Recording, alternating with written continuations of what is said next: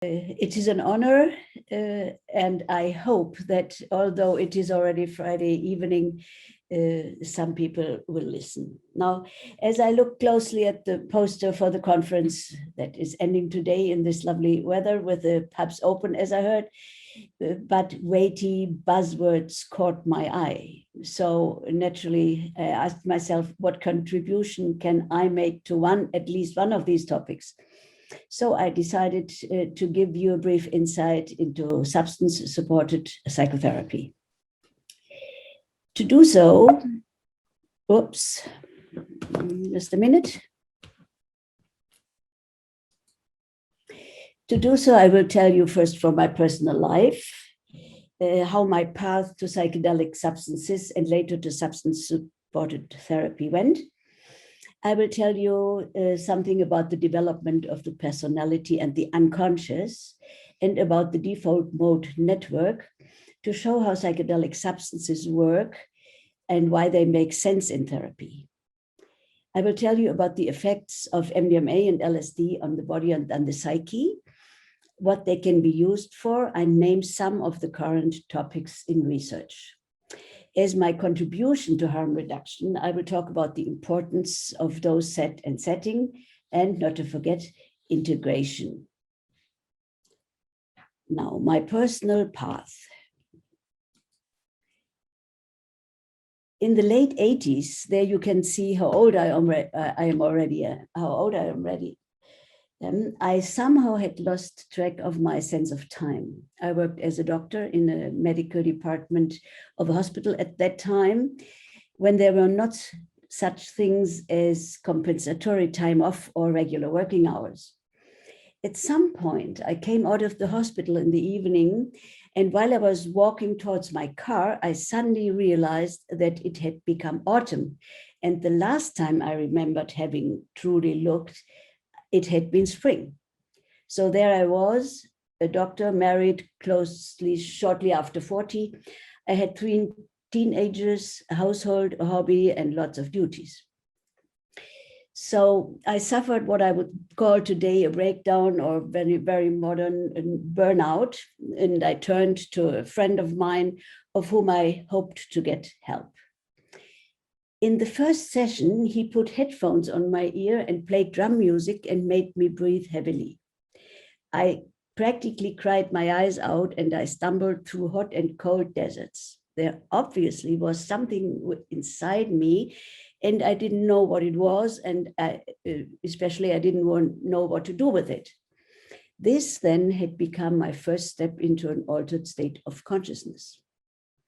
When the founder of this holotropic breathwork, Stan Grof, came to Germany that very year, I got to know this breathing method a little better, and I immediately enrolled in the training, 3-year training in the US. Stan Grof had researched LSD-assisted psychotherapy in the 60s and 70s and used it successfully with seriously ill patients. After LSD was banned in the US, he had developed this breathing method. Amplified and accelerated breathing, accompanied by very evocative music, brings the breather into an altered state of consciousness. So in 1991, I became a holotropic breathwork facilitator, and I still am. I realized already during my first breathing experiences that with an altered state of consciousness, I could look and feel into my own inner being for the first time, and I found feelings and states that were not familiar to me.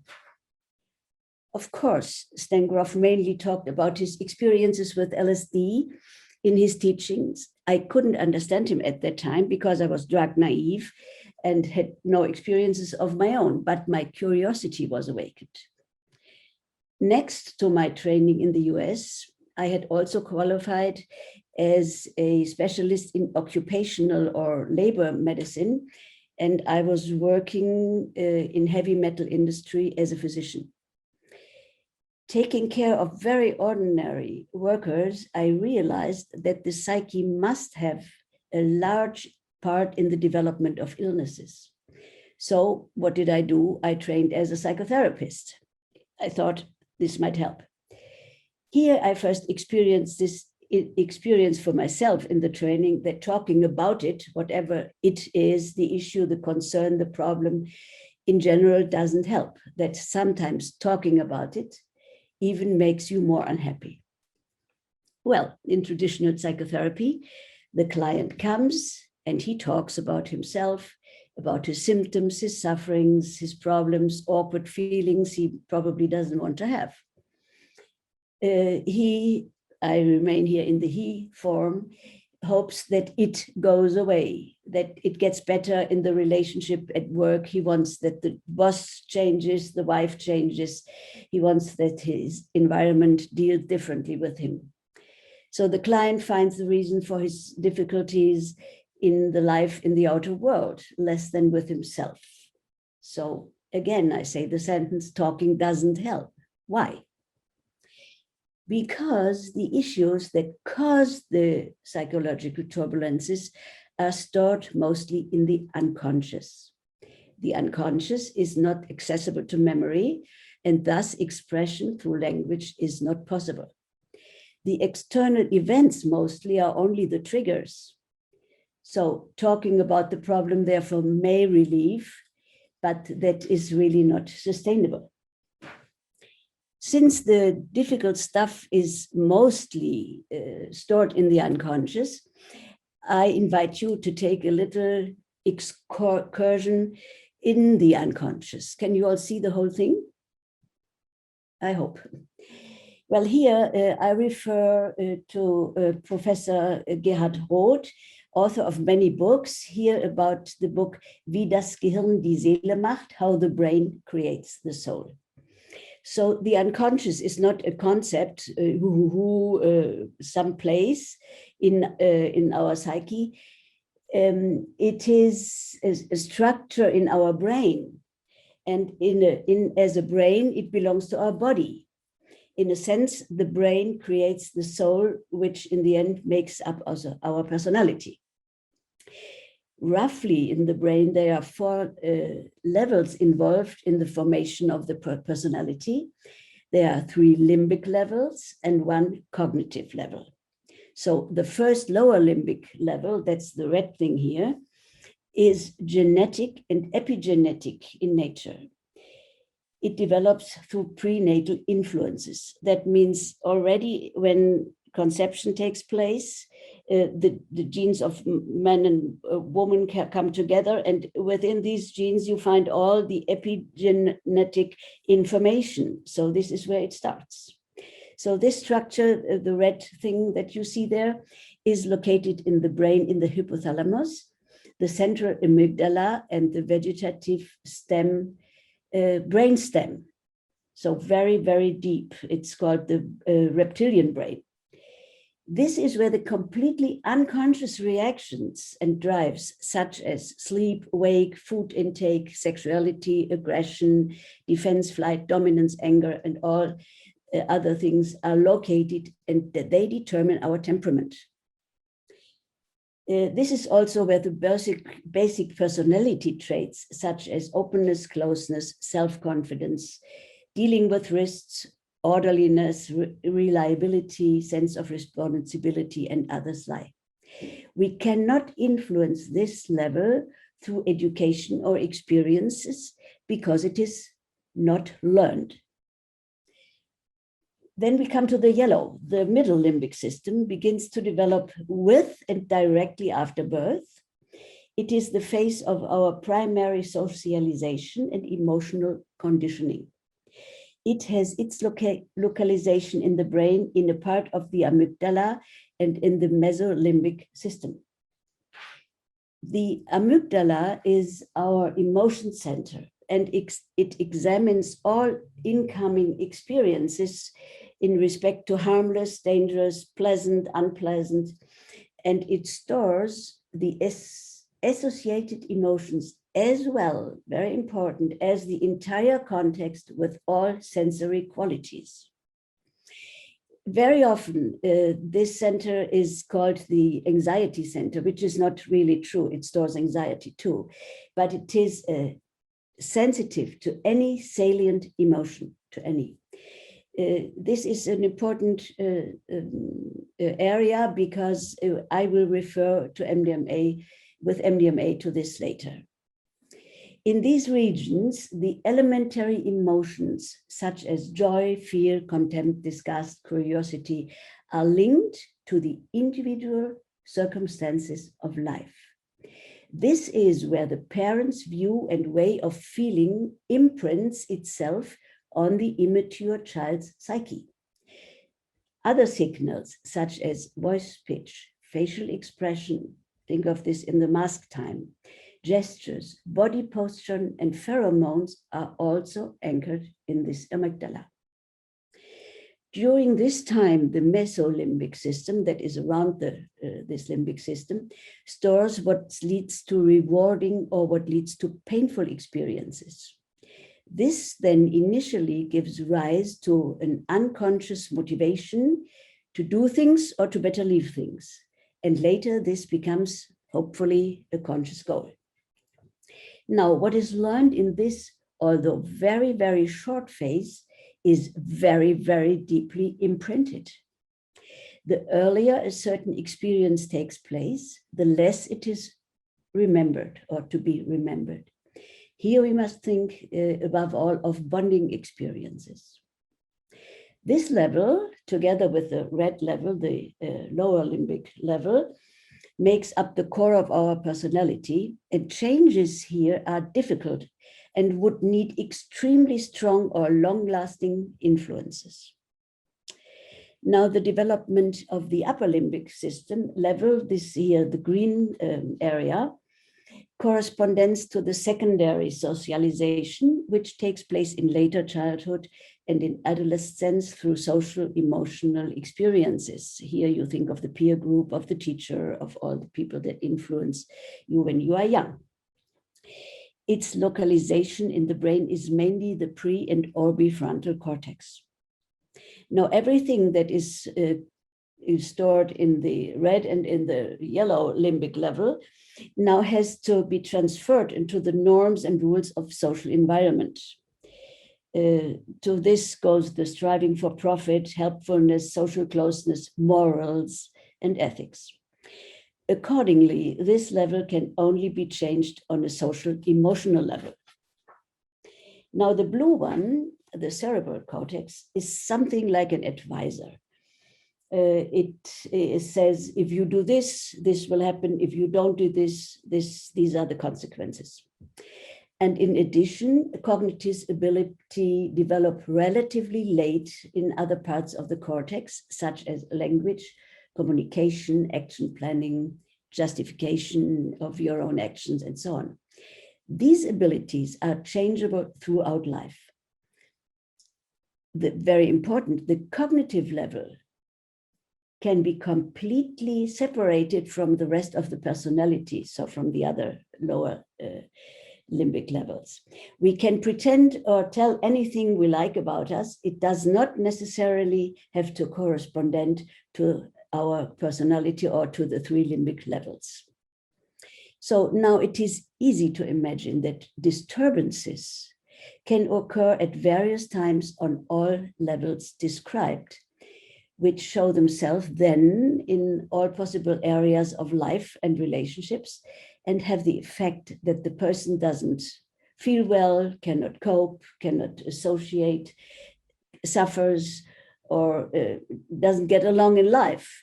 So disorders usually express themselves in symptoms, and then they get a name by us doctors.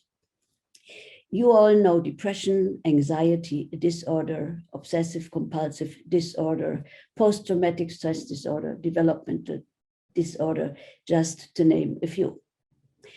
Now we keep in mind that especially the two lower ones that develop very early are not accessible to the consciousness. That means they are unconscious and therefore cannot be reached or influenced by words. But unfortunately, they are the glasses through which we see the world and out of which our reaction come. Now I come to another theoretical word, maybe you have heard about it, the default mode network. This is a structure, sort of an intrinsic system in the brain where the ego, or better, the neurological basis for the self, is encoded. Here you find, or here is solidified the assumptions about oneself, beliefs on convictions. I'm horrible, I'm good for nothing, I'm this and I'm that. It is enormously interconnected and enables human-specific abilities like imagination, the ability to self-reflect, planning the future, or reflecting on the past. All this takes place here. Now, it is not so much as an isolated island as shown on this picture, but rather a large brain network consisting mainly of the medieval prefrontal cortex and some other structures with difficult names that I save you from. Now, it is practically only active when you do not focus on anything in the outside world and the brain is in wakeful rest. That means the moment you close your eyes, then this default mode network clicks on, like you switch the light on. Now, why do I tell you this? Because the psychoactive substances relax this default mode network by binding to a specific receptor, the serotonin 2A receptor, or very precise, the 5-HT2A receptor. When taken a psychoactive substance, the spontaneous brain activity becomes less predictable. There is a reliable relationship between the entropy or the unpredictability of brain activity and the level of consciousness. That means the higher the entropy is, the higher is your level of consciousness. Now, the way goes like this. The substance binds at the receptors, the entropy in the brain increases, and the default mode network loosens. While being more active in the brain, activity in the brain, the information in the brain becomes richer. Now, when I explain it once more, when the default mode network is disintegrated through psychedelics, its own functional connectivity is reduced. This increases communication to other brain systems or regions, so that throughout the brain, networks that otherwise don't know about each other, they all of a sudden communicate with each other. This explains why, under psychedelics, one can remember very early experiences that cannot consciously be remembered.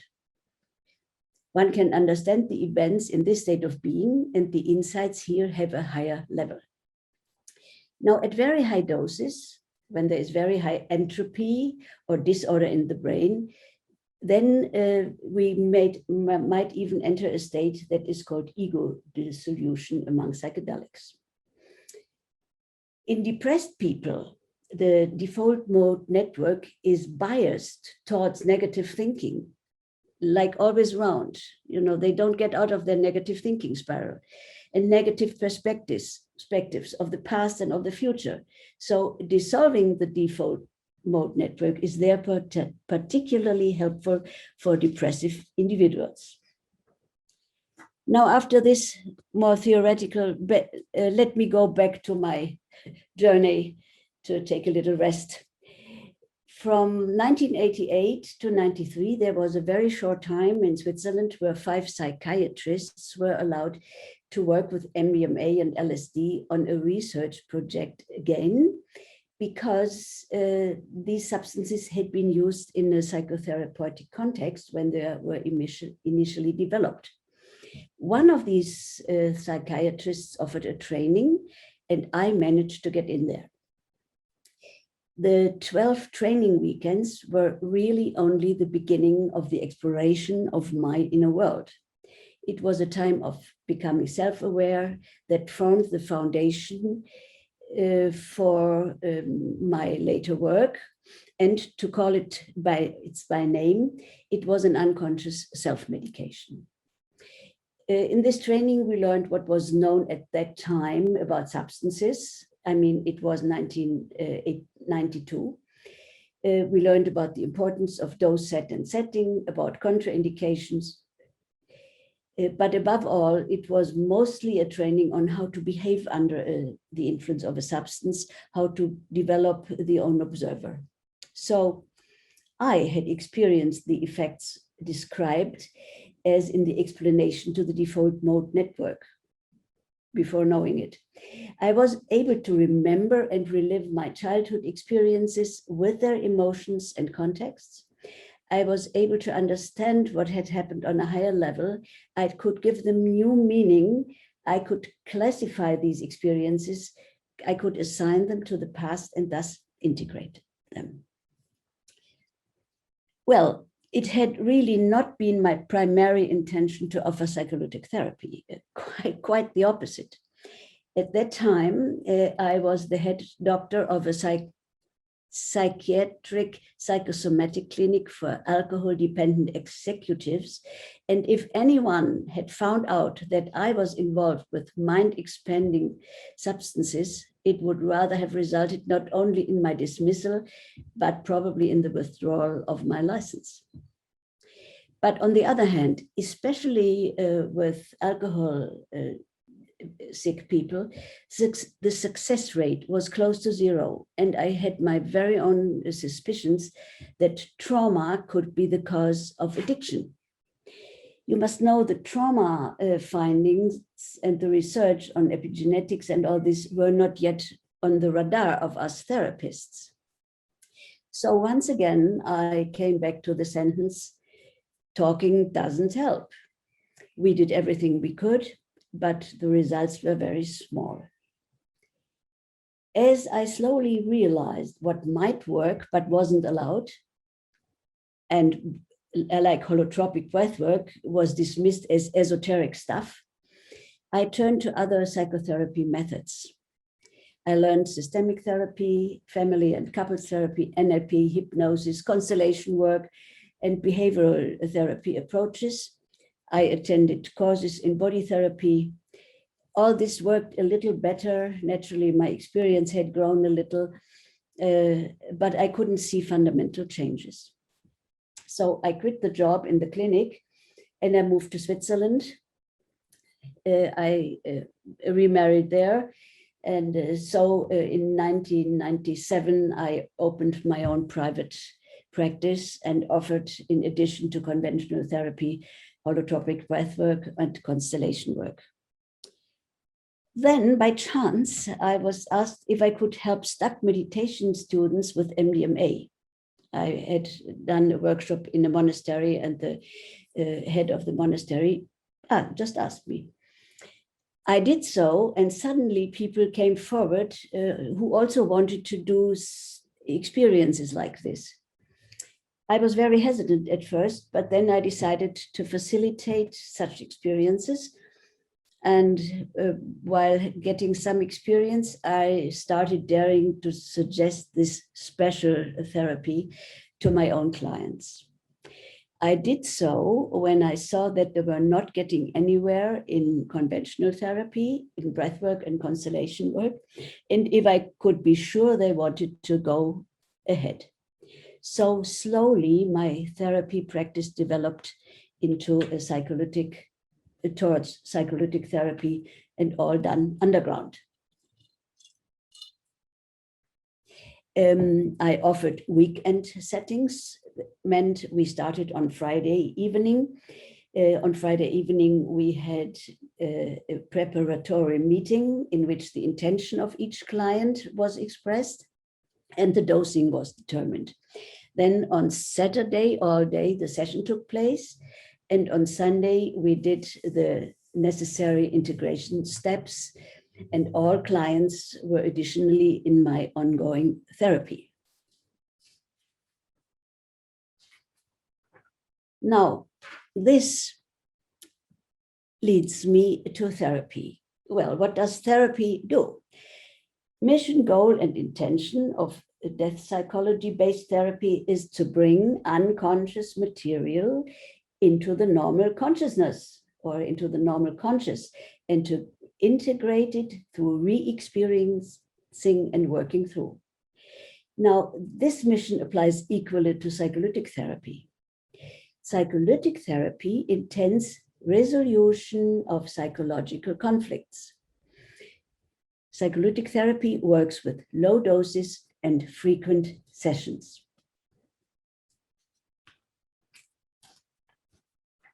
The next word is psychedelic therapy. Psychedelic therapy intends revealing the soul or restructuring the personality into a healthy personality. It is described as mind manifesting and mind opening, and it works with high doses and only a few 2 to 3 sessions. Whoops. Yeah.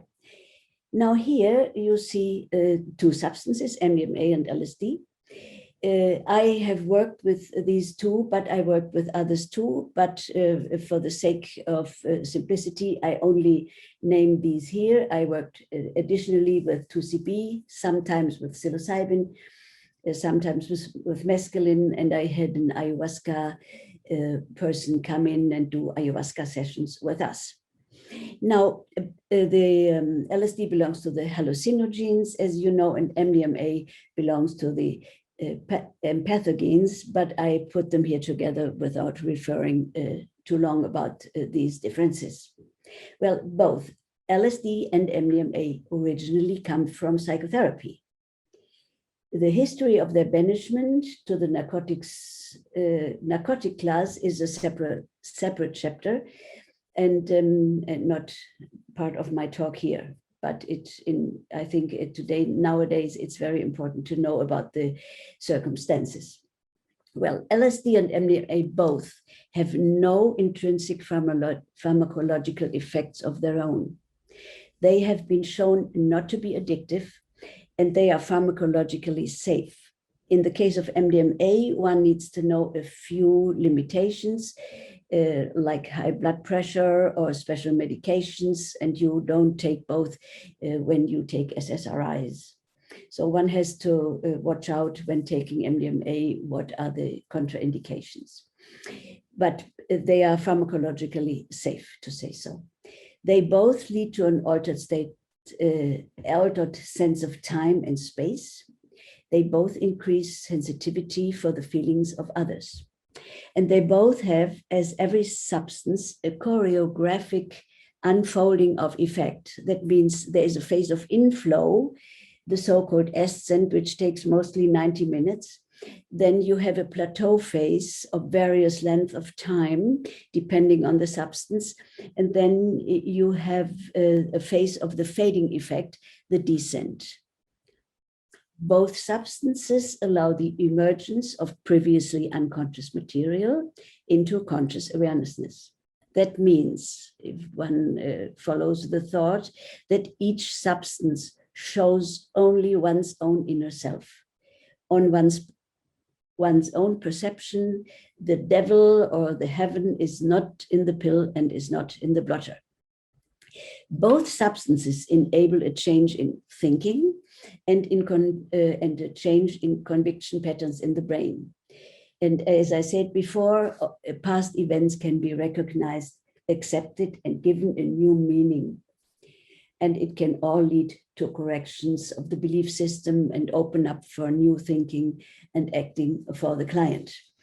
In the end, in the last slide, I will give you the link to an article of Robin Card Harris of Imperial College called Rebus, the so-called relaxed beliefs under psychedelics, where he goes at length about the topic I'm talking today. A little more difficult, but it's very readable.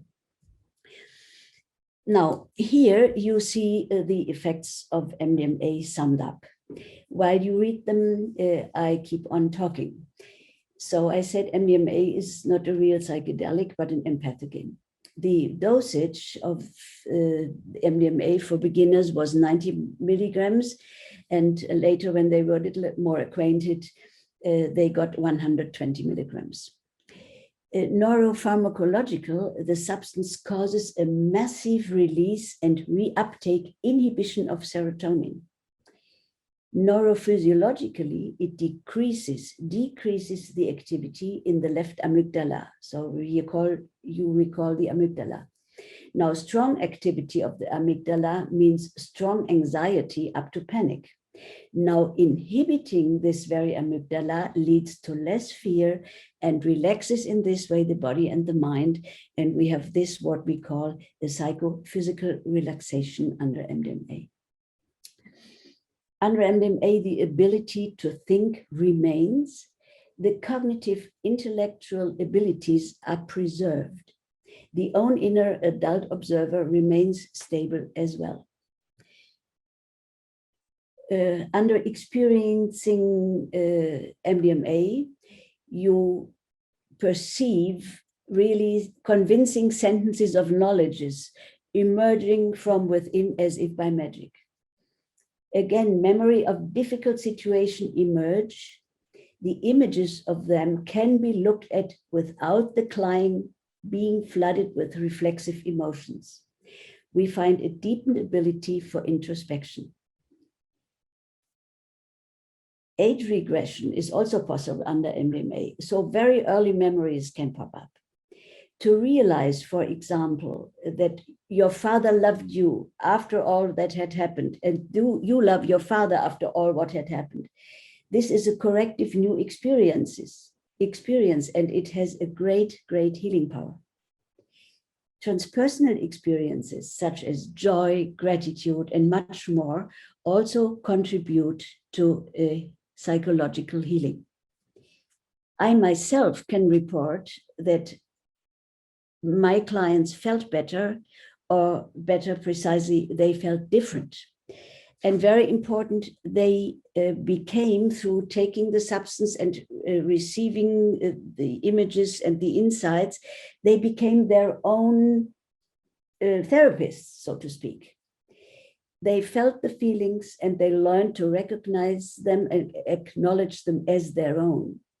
They understood on a deep or higher level the causes of their reactions and were able to relate and consciously change them in their everyday life.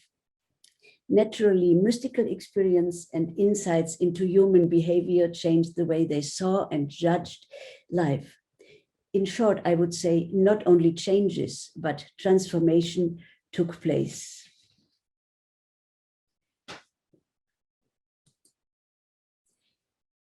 Now, the LSD, I'm sure you know that LSD, the dosage is, the experience is dose dependent. So there's a very small dose of MDMA, of LSD gives you a totally different experience than a high dose. So a low dose is between 30 to 75 micrograms. And here, one cannot say this for everybody, but one can perceive annoying things from everyday life. If one looks for them, one finds behavioral patterns that one otherwise doesn't really like to perceive, but they pop up. At medium doses, 100 to 200 micrograms, the readiness to regress is very much promoted. Repressed memories emerge also in pictures, or one recognizes and understands connections of intellectual things that one could not understand before. Structural family patterns and these other and relationships are very wonderful to explore under these dosages of LSD. In high dosages, which go from 250 up to 500 or more, if you take more, it won't really work more. You can touch on trauma and other conflict-laden contents. This happens in images and feelings, and experienced clients even may enter their dissociative realms. The neuropharmacology is very complex, so I leave that out. And physically, it has also some peculiarities. That's a difficult word. Stan Grof reports that he has seen well over 1,000 people on LSD, and he reports that he has never observed the same phenomena twice.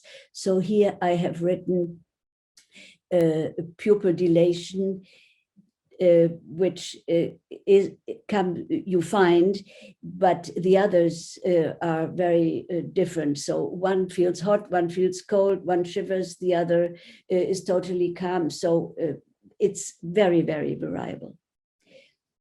Many, and especially beginners, report seeing images or they have visual impressions. These should, by the way, not be called hallucinations, but rather pseudo hallucinations. Schizophrenic or really psychotic people have hallucinations. And sometimes you find visual restructuring where you interpret object that you would interpret in a normal state of being differently. Let me, in this context, wait, I left some out, please excuse me. Now, LSD has an important effect on the thinking process. The thinking is different. The concentration on outer things, it decreases very much, whereas in return, the inner awareness and inner attention increases considerably, and the ability to think takes on a different quality. So, I have a dyscalculia, and when I'm on LSD, I all of a sudden can count and do maths. The memories are very vivid, and sometimes so vivid that the experiencer thinks it's happening right now. This recapitulation can be accompanied by very strong emotions, and therefore LSD really should not be taken alone. So in case of non-guidance, or if the client is inexperienced, not knowing that he only sees his very own stuff, a re-traumatization can occur, or what is popularly called a bad trip. Very high doses without being accompanied may in vulnerable individuals indeed lead to conditions called HPPD, hallucinogene persisting perception disorder. It is seldom but reported, and it shows, besides flashbacks, symptoms of depersonalization and dissociation. The treatment is difficult and needs really experienced therapists.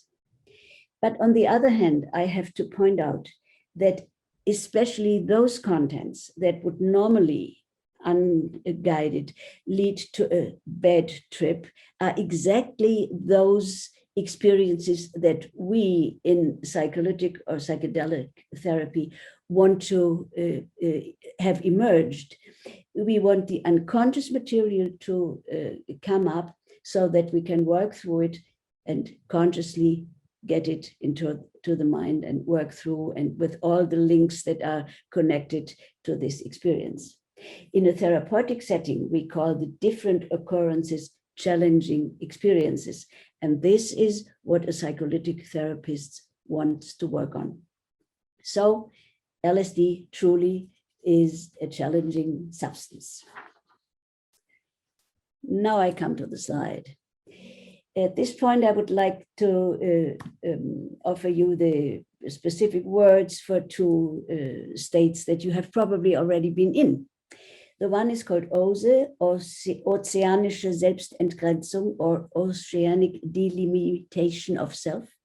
And the other is called AYA, Angstvolle Ich-Auflösung, Anxious Dissolution of Self. They are two sides of the same coin. So oceanic dissociation is what brain researchers call the state in which the ego dissolves. I have described this in my remarks about the default mode network. This extreme state can also be reached through meditation practice as well as during sleep. And I think Robin Carhart reports about this shortly before a psychosis, you find this. Oceanic dissolution describes the pleasant, blissful aspect of a state which is characterized by boundless joy, a deep inner peace, and an all-encompassing love. This also includes experiences of oneness with oneself and the world, liberation from the limitations of space and time, a sense of a higher reality, as well as mystical and spiritual experiences. The anxious ego dissolution describes the anxiety-dominated aspect of this expanded state of consciousness. Anxiety triggered by the loss of abilities of normal waking consciousness, such as self-control, judgment, and reality control. Here, the feeling of being threatened and tormented, the feeling of being a puppet controlled by others, fear of not being able to get out of this state, as well as an interpretation of perception as a never-ending state, can emerge of being absolutely trapped and of hopelessness. Oceanic self-detachment and fearful ego dissolution are only, they are not in opposition. They only seem to be opposite. You can go on an experience first into hell of the anxious dissolution of self, and when you commit to this and say yes, then you may end up in the other state. So it can be one part of the session and then the other. So it is the same, but it looks different. So keep this in mind. Once you are in Aya, then bow and pray and say yes to the state, and then you will probably end up in the Oza. Now let me go on. Why does the question of psychedelics arise in psychiatry and psychotherapy today? Well, the current revival of psychedelics is based on research in psychopharmacology, in neuroimaging, and of course in psychology, and very many other specialties around in ethnology and sociology and so on. And really, the studies give reason to hope for the best. I actually think that the psychedelics promise clinicians a qualitative expansion of their toolbox in the treatment of people with mental illnesses. And this may now become a new branch in psychiatry. This becoming is actually a renaissance, a new reborn. You know, probably as early as 1943 to 73, psychedelics were already used successfully in psychiatry. In the 50s and 60s, there were already remarkable treatment results of alcoholics with LSD. However, the results at that time were not carried out under the same standardized conditions required today, so that they cannot serve as evidence. But actually one knows, and now we know by research. Now, what was and is generally known, however, is a positive correlation between the use of psychedelics and mental health, the proper use, which has led to a culture of self-medication. Nowadays, every place, clinics or health centers pop up, and we have to really watch this carefully. Many people are suffering from treatment-resistant depression. Those might profit from a further development in psychedelic medication. A factor not to neglect is the cost of antidepressants in health insurance and in society as a whole. Now, this leads me to the SSRIs for a few seconds. SSRI is the abbreviation of selective serotonin reuptake inhibitors, and they are conventional antidepressants. And please do not condemn them. They have an effect on the serotonin receptor, naturally here, especially on the inhibitory receptors, and they reduce the responsiveness to stress, generally speaking. The subcortical and limbic systems are dampened down, and in this way are less responsible to stress and to negative emotions. They thus cut off the edges of stress-producing feelings and make life more bearable. What they do is they only address the symptom, while the cause continues to work underground, or better, in the unconscious. Many clients report feelings of being cut off from their emotion. They describe themselves as zombies. Some suffer from loss of libido, or they suffer from impotence. And they also don't want to take such medicine every single day for years. So, and in some people, the medication does not work at all. Naturally, in some people, they work well. So I think they are equal brothers. Now, the psychedelics, on the other hand, they have what we call an intrinsic self-healing effect. By just taking them, like the MDMA, you do not need necessarily, in some cases, you don't need psychotherapy. The insights come themselves. In difficult cases, you need therapy. Now, psilocybin or LSD do exactly the opposite of the SSRI. They also activate the 2A receptors, but they make the limbic system more responsive to emotions. As described in the default mode network part, the increased entropy in the brain allows difficult psychic material to emerge, so we detect the roots. Since they loosen the default mode network, the client can think differently about their depression. And surely, above all this, the client and the therapist, as well as with the SSRI and the psychedelics, they have work to do, really. Especially with the psychedelics, I think it is important that really not all problems can be solved by 2 or 3 substance sessions. It is such as important that the client continues to work on himself through different practices, like awareness. Many awareness teachers are around the world, meditation, walking meditation, and especially ongoing therapy. And in both cases, we do not have to neglect the environment of the client too, but that's another chapter. Now here, you can read this. The MDMA research is done in all these topics listed here. And I think for this, I give you in the end, the link to MAPS, Multi-Association Psychedelic Studies Organization, where you can find whatever you want to read about these research things.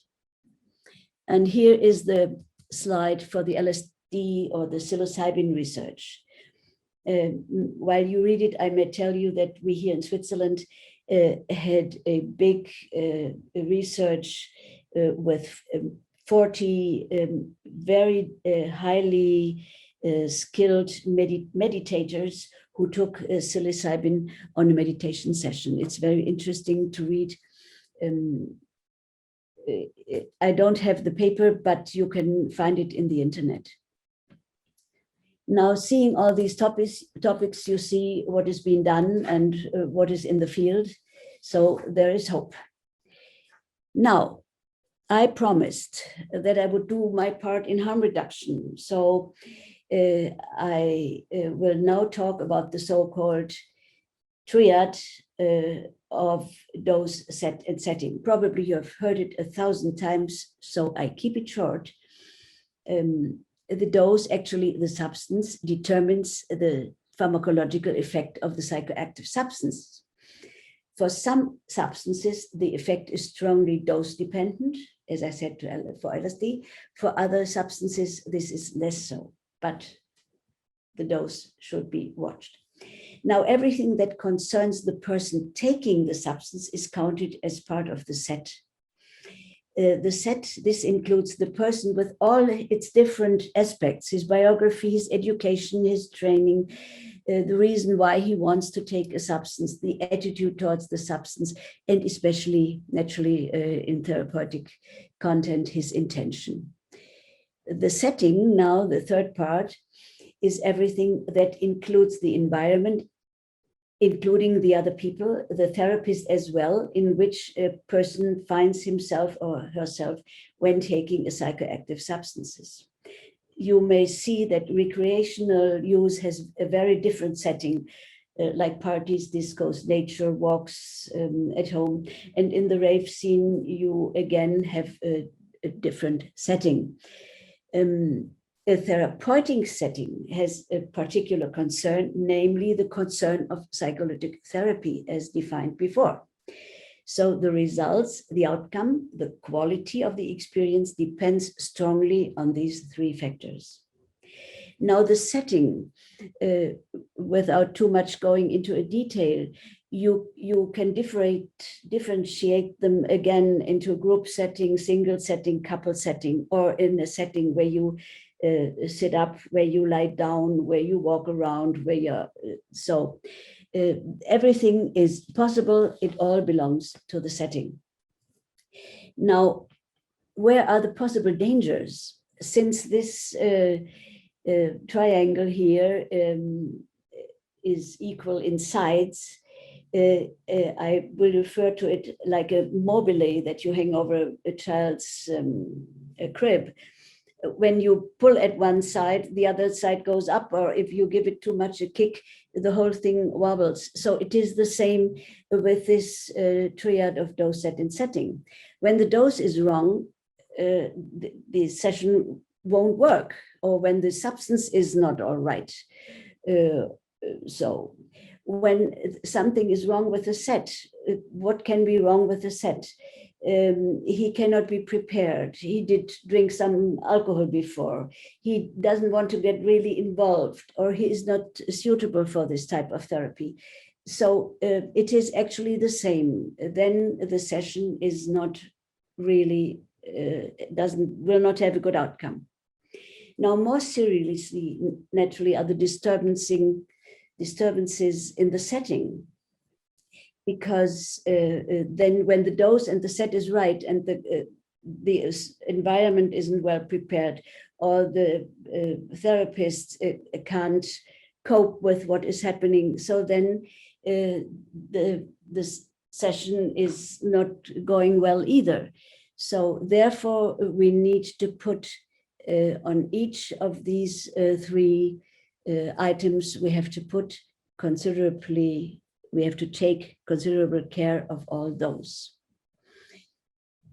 So if I put it in a sentence, creating the right setting is a sine qua non, not only for therapy, but actually for any psychedelic session. Now, as for me, I would like to add a fourth component to this triad, which is the integration. Because substance-assisted psychotherapy doesn't have a lasting effect without the content of the session being integrated. And in my perception, integration begins already during the session through the emergence of the unconscious psychic material into consciousness. That's an integration step. And then working through it is another integration. And later then speaking out and writing down is the way into the meta level. Then when the meta level is on, then we can go ahead. New thoughts, new attitudes, and different actions are then the transfer of the material developed during the session. And the accompanying therapy and the own work of the client has to lead into everyday life, because transformation is the end of the thing, not the change. Very good integration leads to transformation in daily life. So integration is, for me, the most important step on the way. If this step isn't taken, the therapy will not succeed. I really wanted to contribute to the topic harm reduction, and I find myself advertising and explaining the benefits of psycholytic therapy, especially after Mark's talk before. I find myself at a totally different end of this conference, but I think it's very, very interesting to hear these both sides.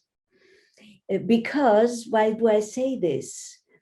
We are heading towards a post-prohibition time. To use psychedelics will be normal, and now I come to the knife. The use of a knife is beneficial if you need to cut yourself a slice of bread. If you use the same knife to stab your fellow human, it is harmful, by the way, for both of you. And it is the same with psychedelics. So the use determines harm or benefit. It's all about you. I will show you now the link to my book here, and the link to maps, to the article of Rebus from Robert Card Harris in Pharmacological Reviews. And once again, it's all about you, and I thank you for your attention.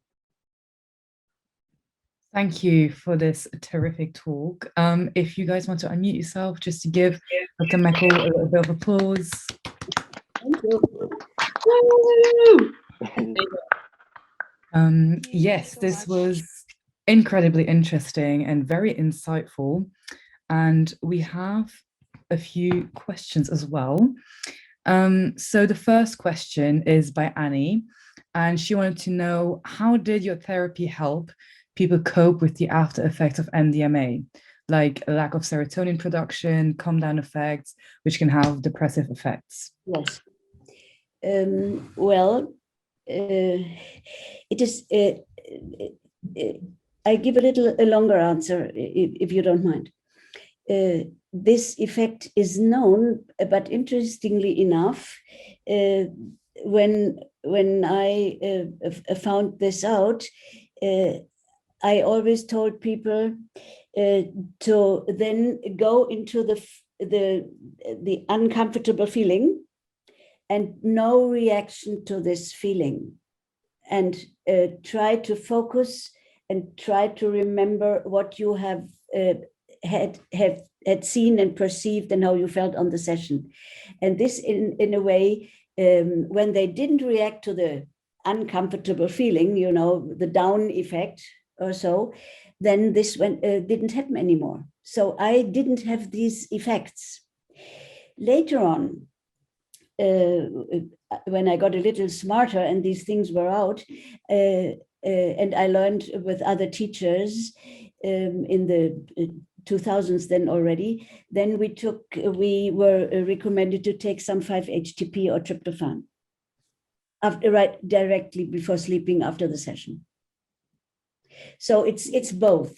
You have the unpleasant feeling, and sometimes people said, oh, it doesn't work at all, I'm back to my old ugly feeling. And then we did this exercise of really not reacting, like in meditation, like the little clouds you let pass. But if you want to take a medication, take tryptophan or 5-HTP. Does that answer the question? Yeah. The next question is by Katie, and she wants to know, she said, obviously substance-supported psychotherapy isn't available to most. Would you recommend a self-guided sort of exploration in this, or is it best left to the experts? Well, that's a difficult question.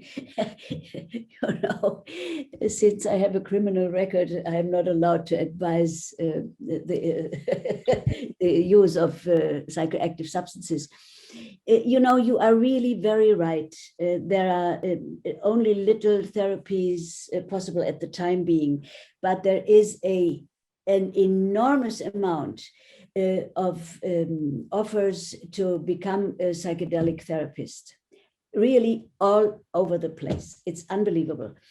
And I think since the substances won't go away, I think if one really has good company, is prepared, is educated, is careful, you could, take care of each other. But I didn't say use a substance. I know it is an impossible, an unbearable situation that we can talk about it. Well, I can talk about it because of many things. And it is everywhere, but it is still illegal. So I really think that Mark was right. It has to be decriminalized. Yeah, really. And then liberation and then legalization and all this. And I think we have a right to determine in what conscious state we want to be. That's a very interesting view. I can get drunk until I fall down the stairs, It is my decision and it's allowed. Why is it allowed? I don't know. That's a very important point. We have another question by Dexter. He said, I am particularly interested to know if you have personally had or witnessed any perinatal experiences during a holotropic breath work session. Many. Really very many. And but sometimes, we have a questionnaire before, and we ask each client, especially for the special happenings in his birth. We ask, were you premature? Did you have the umbilical cord around your neck? Were you cesarean, whatever? And if we work on this issue, then it comes up more often than if we wouldn't. But we do, because I really do have a lot of experience in holotropic breathwork with giving birth the regular way. We had people that that came out with their S first, and we taught them in our sessions to go the regular way, so that they go with their head first, and not always pulling back, because it's a pattern of life, as Stan Grof points it out. And I can really confirm that Stan Grof is right in this. So I saw a lot. I didn't see that much in the psycholytic therapy. Really not that much as in holotropic breathwork. Okay. Yeah. And the next question is by yours truly, by me. So I read that there is very strong evidence for effectiveness of psychedelic assisted therapy in treatments of PTSD or medication-resistant depression and social anxiety in adults with autism. And I want to know, is there a difference in effectiveness for different disorders between MDMA and LSD? Would you maybe use MDMA more for a certain kind of disorders and LSD for others? Yeah. Well, I think that this is my very opinion. Maybe others think differently. I think that especially people with PTSD should have MDMA first, because this empathogene really enables you to look at things and not to have, as I said before, the reflexive emotions and on this, whereas with the LSD, you sometimes are really thrown into the trauma. And for me, I have had traumata too, and I have worked with both substances on myself.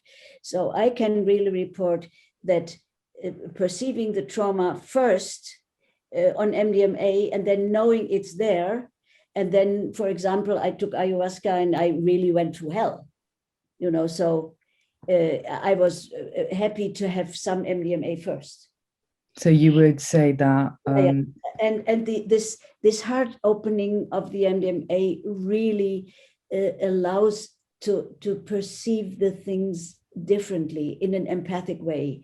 And I think this is a great advantage. Naturally, with LSD, you come to the state of love too, but not that easily, you know. So for me, it was, for my clients too, it was a lot easier to start with MDMA. But okay. Another question by Dexter. He said, you said that the psycholytic approach differs to psychedelic therapy in dosage and number of sessions. How many sessions are typical to a psycholytic treatment, and can this be done with any of the psychoactive substances that you have worked with? Well, I think the literature says about 30 sessions for psycholytic sessions. That's what I recall from the literature. You mean with other substances than the ones that I used? What did you mean, Dexter? Yeah, I meant with any of the substances that you mentioned, because you mentioned quite a few of them. I have I am a friend of, and I'm astonished why this substance isn't used. I'm friend with 2CB. 2CB has the possibility of the heart opening of the MDMA. It has the clearness of the LSD, and it has some mescaline-like, so it slows the process a little down. And it works very much on the body. So in trauma, you can sometimes get to the shaking out of the freeze on 2CB, you know, where with the LSD, you don't get this so very well. With the LSD, then you get it again, or with the psilocybin, which work alike.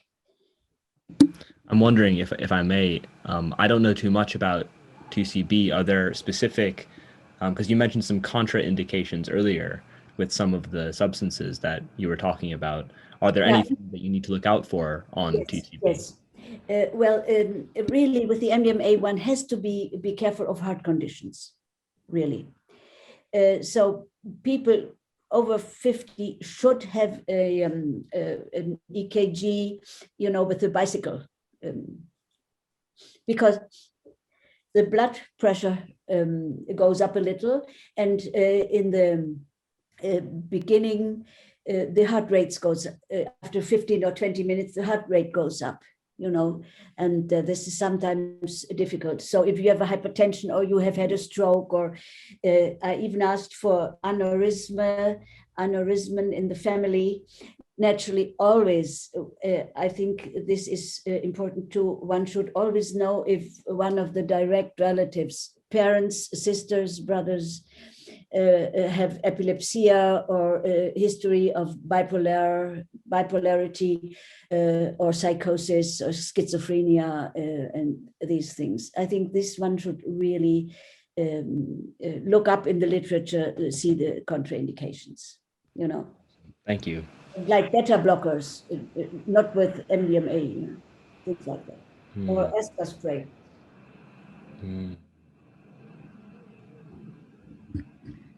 Could I jump in and ask a question? Of course, go ahead.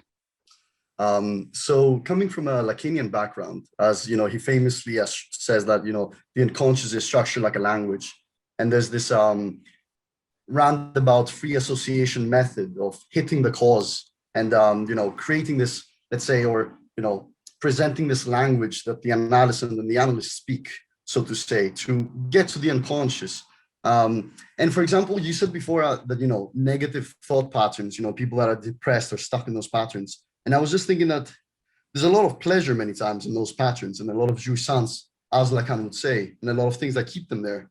And I feel like in psychoanalysis, from my experience, it's a form of awareness that is created, which goes a little contrary to what you said about talking therapy not being able to bring something unconscious. Well, not directly, but something, you know, in a roundabout way. And I was just wondering what you think of that.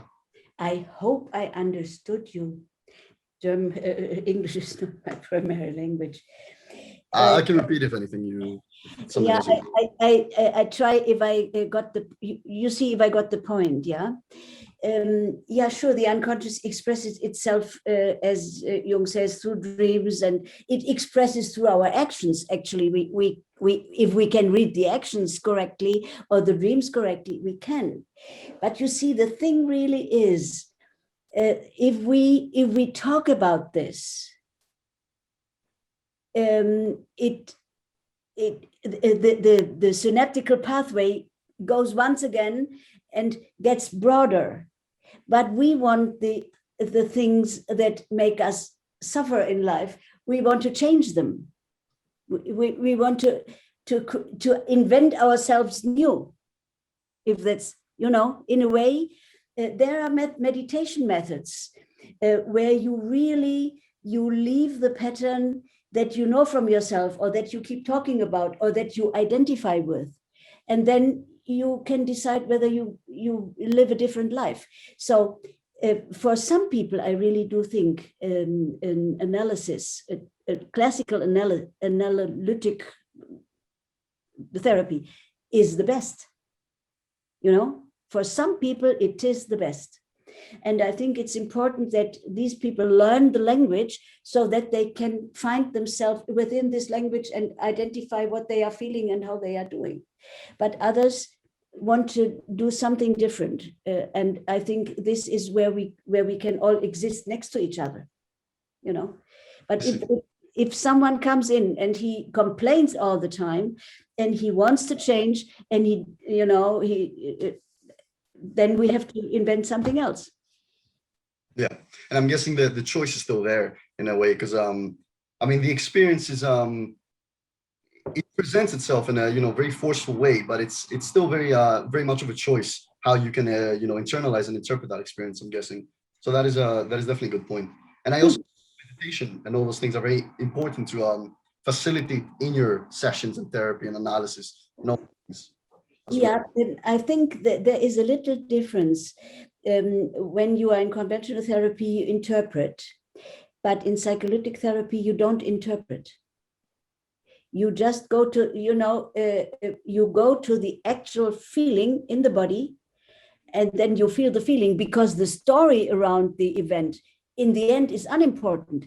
Important is our reaction and our feeling we had at that very moment. So after a while in psycholytic therapy, you leave the stories. And this is the big difference in my perception. Wow, that's very interesting. Yeah, of course. Yeah, you leave the stories. You go directly. Where do I feel this feeling? What is it? What is it exactly? And what would I like to do and say now, really? That's far from the story. Whereas in conventional therapy, we repeat the stories and we say, our mother did this. Yeah, it's all about the displacement in like a conventional psychoanalysis, of course. Exactly. So, yeah. So do you think the effect is somewhat, this is a tricky question to say, like whether the effect is permanent or not, because even in psychoanalysis or any form of psychotherapy, there's a form of continuing effect, that you keep, working on yourself. But do you think the effect is permanent? Because from my experience as well. No, the effect is not permanent. So I'm very sorry to say so, because naturally, when you rate it and scale it, like in the research, then you scale the depression scala, and then the rate is lower. Yes, but if you don't keep on working or don't do anything else after a year, it might be the same, because the negative feelings, the stories, all this is so automized that we really have, when we have a new experience, we must sort of exercise on this. It is not done with taking the substance and then everything is done. You get the insight, but you can lose it again, relapse. It's just and I'll leave it here so I don't take up more time, but I was just thinking that the thing that attracted me towards psychoanalysis and the stories essentially behind it is that by kind of like going to the roots or the cause, let's say, and finding something and essentially making the active choice of, being aware of what you're displacing in a sense, that could potentially, make it so that it doesn't come back again in the same way, or if it comes back at all.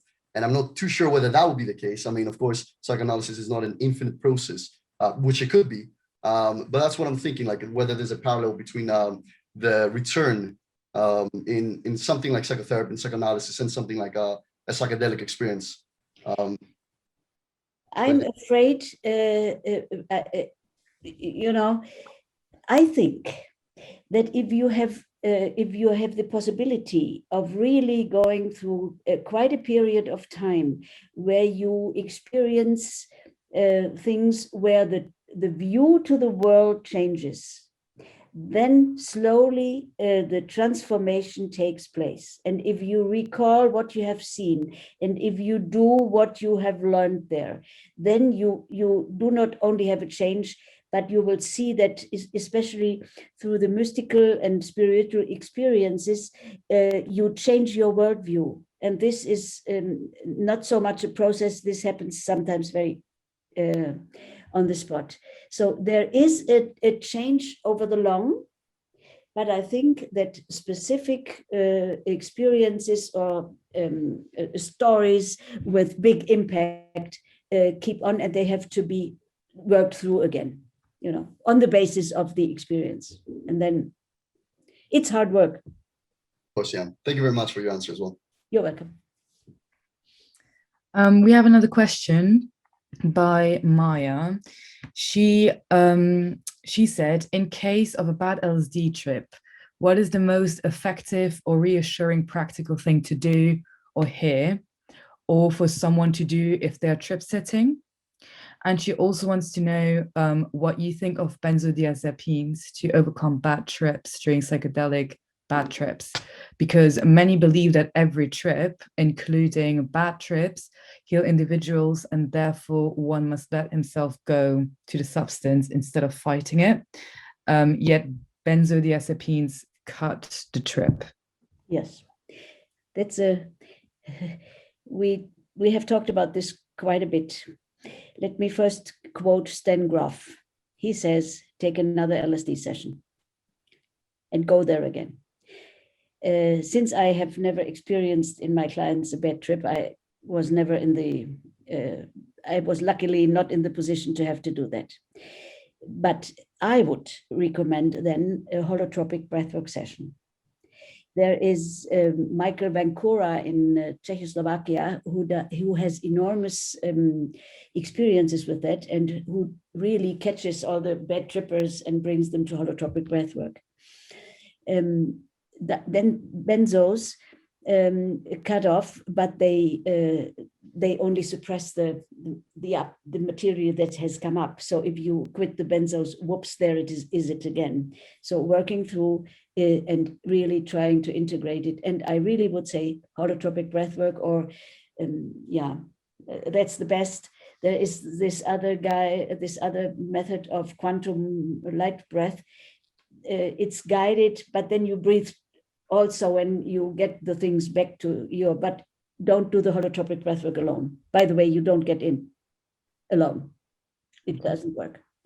So I hope that helps. But milk and sugar and orange juice get you down too. Okay, that's good to know. Dexter asked, given your work with many different substances, how would you, as a therapist, determine which one would be most effective for treating a client? Are some substances more effective for treating depression or anxiety? Well, the researchers say that high psilocybin doses treat depression very well. Since I worked from 1997 to 2009, and since then I couldn't work anymore, I didn't treat specific disorders. People just came in their therapy, no matter what diagnosis they had, because I'm not a friend of diagnosis, by the way. And we always decided on when there were relationship issues in the room, we would take MDMA first. then we would add a little, like 50 micrograms of LSD to lengthen the process and to give the another insight, from a different point of state of being with the LSD.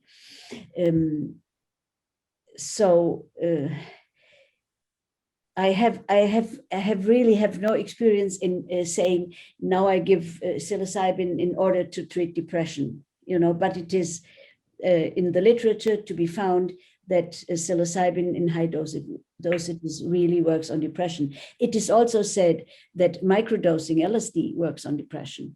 So I think the hallucinogens obviously are better for that, whereas the post-traumatic stress disorder is very good in the beginning with the MDMA, and then with the other methods where you get really to the event. I wanted to know how psychedelics work with substance addictions, because people are usually physically dependent of the substance as well. So are people more determined to go to rehab because they had the ability, like the opportunity to work through their traumas, or is there another reason why they are effective for addictions? I cannot answer this because I'm not specialized on that. How they work. They are trying, I think, very much with ayahuasca on these things. And there is a talk from Thorsten Passi to be found in the internet. It's a very old talk, but there he refers to the first trials one has made with high doses of LSD, and the intention was quite different. They wanted to give them a hell of a trip to get finally rid of their addiction, and they were very astonished to find out that about half of the people quit drinking, and then they found out that it was the mystical experience that changed the whole thing, which you probably find in the ayahuasca too. This overwhelming insight of, I don't know, the connectiveness. Or with the Iboga, there is reported that people found why they were doing this and how they were harming their body and so on, and they quit it too. So in this YouTube video from Thorsten Passi, you find it how he gives a speak about that. So if you know the name Thorsten Passi? I've never heard it, but I will probably watch it. Yeah, Thorsten, Passie. Okay. Thorsten Passi. It's an interesting talk. I'm definitely gonna watch it. I think, because I'm really interested. He has written a lot about all these things.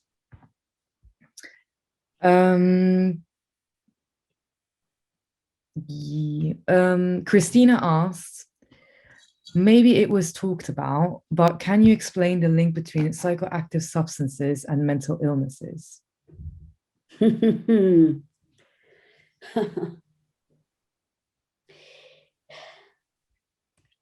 Well, all I can really say to this, since I'm not a researcher nor a neuroscientist, if we think of the default mode network where all these beliefs are in, and if they keep repeating themselves, you don't get out of this negative thinking about yourself.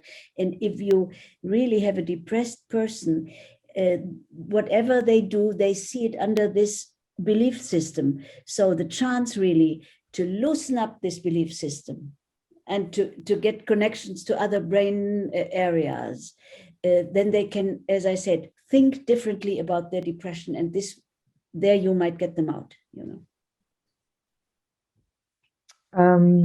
I think, does anyone else have another question? Because there are no other questions. There is another question, Dexter. Why did you have to stop your work with substance-assisted psychotherapy? That's a tricky one. You really want to know? Well, I got betrayed, and we were arrested here and taken into custody. And my husband and I, by the way. and we spent some time in custody. My husband was there for 12 days and I was there for 13 days. And then I had a trial and I was convicted of dealing with LSD. And I got 16 months on probation, spread over 2 years prison time. But I was acquitted free of charge for the therapy because I could prove I hadn't harmed anybody. So this was the abrupt end of my career. It was quite traumatic. Yeah, I can imagine that. Then I managed to talk to Professor Nutt and he encouraged me. He put Bensessa at my side and we wrote a paper about my work. And then he encouraged me to talk. And so I did the flight forward and can now, this is why I can talk publicly about underground psychedelic therapy or psycholytic therapy. So I'm one of the few who can talk about it. I'm very sure there are many others. And I'm very sure there are very good ones and there are less good ones. We don't know. So I wish we could really find out who is doing what, to sort of bring all these people that are working underground into a good position, And one last question also by Dexter. What are you most excited about in the coming psychedelic renaissance?